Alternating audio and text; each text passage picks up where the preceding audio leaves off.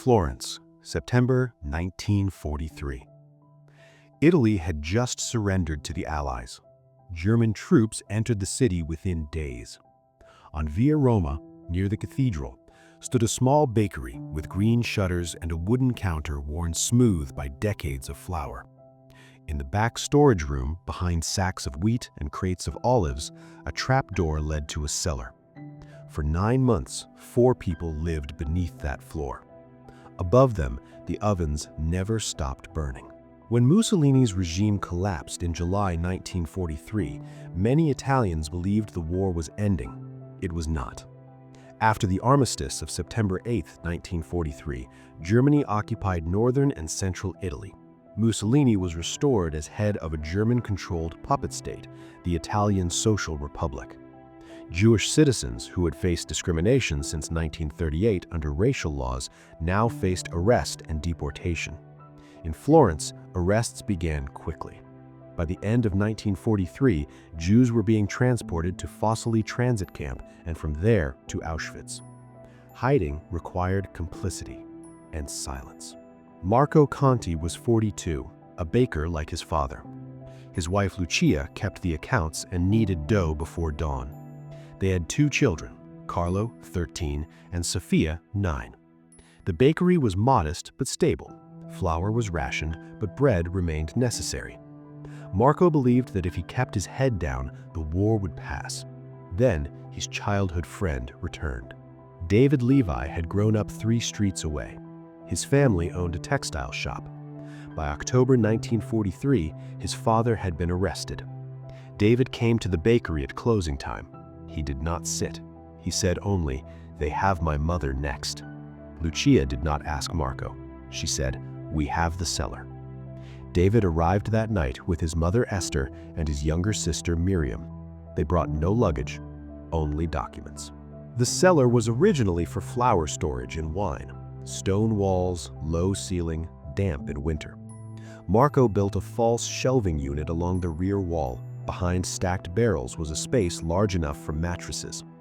Air entered through a narrow vent near the street, disguised by stacked firewood. They established rules immediately. No movement during daylight, no water after sunrise, no talking when customers were present. Carlo and Sofia were told that cousins were visiting. They understood more than they were told. German patrols became routine. Fascist informants operated quietly. Rumors traveled faster than bread deliveries. Lucia began baking more than required by ration cards. Extra loaves were sliced thinner upstairs. Thicker pieces disappeared downstairs. Esther insisted on helping. Lucia refused. "You must rest," she said. Rest meant waiting. Waiting meant listening. Listening meant imagining boots on stone. In December 1943, 2 soldiers entered the bakery during morning rush. They requested identification papers for all employees. Marco handed over his documents calmly. One soldier walked towards the back door. Lucia blocked him casually. "Fresh dough, you will spoil it." The soldier smirked, but did not push further. Downstairs, Miriam pressed her hands over her ears to block the sound of boots. After the soldiers left, Lucia's hands shook so badly she dropped an entire tray of rolls. Marco said nothing. He simply began sweeping. Florence winter was colder than usual. Coal was scarce. The cellar grew damp. Miriam developed a persistent cough. Lucia traded her wedding necklace for medicine through a priest connected to the local resistance. Marco did not argue. They never spoke about the necklace again. Carlo began delivering bread farther across the city to gather news. He learned which neighborhoods had been searched, which names had disappeared. He stopped playing football. He grew quieter. By early 1944, deportations intensified. Entire Jewish families vanished overnight. German authorities announced rewards for information.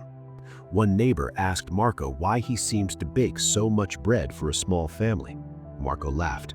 "It is easier to burn flour than to store it," he said. The neighbor did not laugh. That night, Marco reinforced the cellar door with additional beams. Lucia began sleeping in her clothes. July 1944. Florence was nearing liberation, but German forces were desperate. A raid occurred 3 houses down. Screaming, shattered glass. 2 trucks. Lucia extinguished the ovens immediately, something she had never done during working hours. Smoke would draw attention. Marco instructed David and his family to remain silent no matter what. Boots approached. The bakery door opened. 3 soldiers. One demanded to inspect the cellar. Marco led them down. The false shelving stood firm, barrels stacked neatly. The air smelled of flour and yeast. One soldier tapped a barrel. It echoed. Lucia began arguing upstairs with Carlo loudly about spilled milk. The noise carried down. The soldiers left. Marco remained in the cellar long after they were gone. He did not trust silence. In August 1944, Allied forces entered Florence. German troops withdrew, destroying bridges behind them. Church bells rang for days. For the first time in months, David and his family climbed the cellar stairs in daylight. Esther touched the oven door as if it were real. Miriam stepped outside and shielded her eyes from the sun. Of their extended relatives, few survived. The textile shop was gone. The bakery remained. David emigrated to the United States in 1947. He opened a tailoring business in Brooklyn. Letters were exchanged between Florence and New York for decades. Carlo inherited the bakery. Sophia studied literature. Marco never described himself as brave. When asked years later why he had risked everything, he answered, "Because he knocked."